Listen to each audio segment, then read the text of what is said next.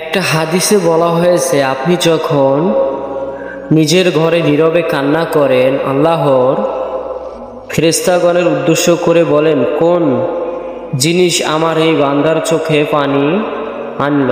ফেরেশতাগণ বলেন, আপনার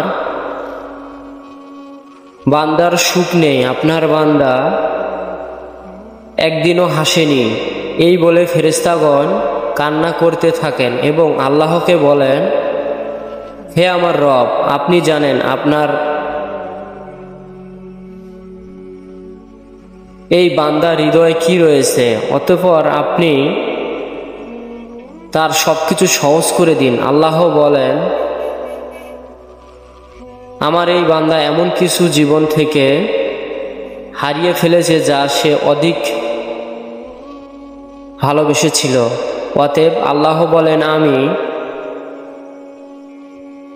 শপথ করছি, আমার এই বান্দা যা তার জীবন থেকে হারিয়ে গেছে এর চেয়ে উত্তম জিনিস আমি দান করব। আমিন। যা দেখে দুনিয়ায় এবং আখিরাতে সবাই বিশ্বস্ত হয়ে পড়ে। সুবহানাল্লাহ। ভুল ত্রুটি হলে ক্ষমার দৃষ্টিতে দেখবেন।